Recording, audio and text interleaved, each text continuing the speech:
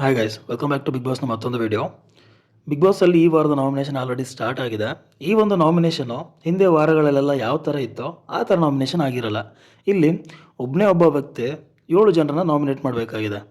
ಮಿಕ್ಕಿದವರೆಲ್ಲ just audience ಥರ. So ಈ ಒಂದು ಆಪರ್ಚುನಿಟಿ ಅಥವಾ ಈ ಒಂದು ಪವರ್ನ ಕೊಟ್ಟಿರೋದು ಕ್ಯಾಪ್ಟನ್ ಆದಂಥ ಮಾಳವ್ರಿಗೆ. ಸೊ ಮಾಳವರು ಈ ವಾರದ 7 ಜನರನ್ನ ನಾಮಿನೇಟ್ ಮಾಡಬೇಕು. ಸೊ ಅದಕ್ಕೂ ಕೂಡ ಒಂದು ಆ್ಯಕ್ಟಿವಿಟಿನ ಬಿಗ್ ಬಾಸ್ ಅವರು ಕೊಟ್ಟಿದ್ದಾರೆ. ಜಸ್ಟ್ ಲೈಕ್ ಇವ್ರು ನಾಮಿನೇಟ್ ಆಗ್ತಿದ್ದಾರೆ ಅಂತ ಹೇಳೋದಲ್ಲ, ಅಲ್ಲಿ ಒಂದಿಷ್ಟು ಬಕೆಟ್ಗಳನ್ನ ಇಟ್ಟಿದ್ದಾರೆ. ಆ ಬಕೆಟ್ಗಳಲ್ಲಿ ಒಂದೊಂದರಲ್ಲಿ ಒಂದೊಂದು ಥರದಂಥ ನೀರಿದೆ. ಲೈಕ್ ಒಂದರಲ್ಲಿ ತಂಪು ನೀರು ಇರ್ಬೋದು, ಇನ್ನೊಂದರಲ್ಲಿ ಕೊಳಚೆ ನೀರು, ಒಂದರಲ್ಲಿ ಸಗಣಿ ನೀರು, ಇನ್ನೊಂದರಲ್ಲಿ ಕಪ್ಪು ಬಣ್ಣ ಇರುವಂಥ ನೀರು, ಇನ್ನೊಂದರಲ್ಲಿ ಈ ವೇಸ್ಟ್ ಆದಂಥ ವೆಜಿಟೇಬಲ್ಸ್ನ ಇಟ್ಟು ಮುಸುರೆ ಅಂತ ಮಾಡ್ತಾರೆ, ಆ ಥರ ನೀರು ಒಂದು ಬಕೆಟಲ್ಲಿದೆ.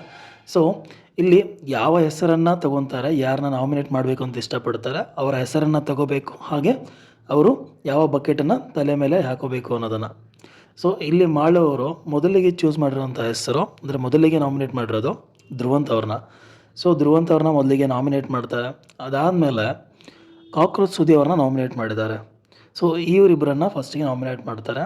ಆಮೇಲೆ ಅವ್ರಿಗೆ ಯಾವ ಬಕೆಟ್ ನೀರನ್ನು ಹೇಳ್ತಾರೆ ಅದನ್ನು ತಲೆ ಮೇಲೆ ಹಾಕೊಳ್ಳೋಕ್ಕೆ ಹೇಳ್ತಾರೆ.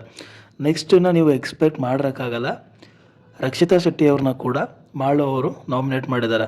ರಕ್ಷಿತಾ ಶೆಟ್ಟಿ ಏನೇ ಅಂದರೂ ಅನ್ಸ್ಕೊತಾಳೆ, ಮತ್ತು ತಿರುಗಿ ಬೀಳಲ್ಲ ಅನ್ನೋ ಕಾರಣಕ್ಕೂ ಕೂಡ ನಾಮಿನೇಟ್ ಮಾಡಿದ್ರು ಮಾಡ್ಬೋದು. ಯಾಕಂದರೆ ಇವಾಗ ಸಡನ್ನಾಗಿ 7 ಜನ ನಾಮಿನೇಟ್ ಒಬ್ಬ ವ್ಯಕ್ತಿ ಮಾಡ್ತೀನಿ ಅಂತಂದರೆ ಯಾರಾದರೂ ಒಬ್ಬರು ತಿರುಗಿ ಬಿದ್ದೇ ಬೀಳ್ತಾರೆ, ಅಥವಾ 7 ಜನಕ್ಕೆ 7 ಜನನೂ ತಿರುಗಿ ಬೀಳ್ಬೋದು ಮಾಳವ್ರಿಗೆ. ಸೊ ಮಾಳವರ ಕ್ಯಾಪ್ಟನ್ಶಿಪ್ ಕಡಿಮೆ ಆದ ತಕ್ಷಣ ಅವ್ರಿಗೆ ಒಂದು ಏನೋ ಕಾದಿದೆ ಅಂತಲೇ ಅರ್ಥ, ಸರಿನಾ?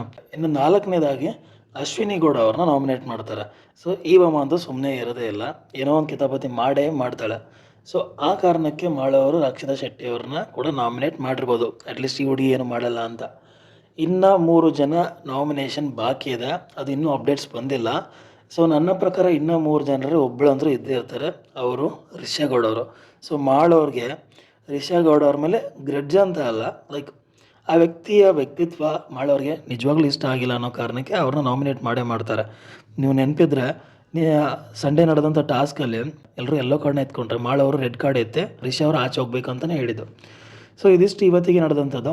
ಇನ್ನೂ 2 ಅಥವಾ ಇನ್ನೂ 3 ಜನ ಯಾರು ನಾಮಿನೇಟ್ ಆಗ್ಬೋದು ಅನ್ನೋದನ್ನು ಕಮೆಂಟಲ್ಲಿ ತಿಳಿಸಿ ಅಂತ ಹೇಳ್ತಾ ಈ ವಿಡಿಯೋ ಮುಗಿಸ್ತಾ ಇದ್ದೀನಿ. ವಿಡಿಯೋ ಇಷ್ಟ ಆಗಿದ್ದರೆ ಲೈಕ್ ಮಾಡಿ, ಶೇರ್ ಮಾಡಿ, ಹಾಗೆ ಚಾನಲ್ನ ಸಬ್ಸ್ಕ್ರೈಬ್ ಮಾಡಿ. Thank you.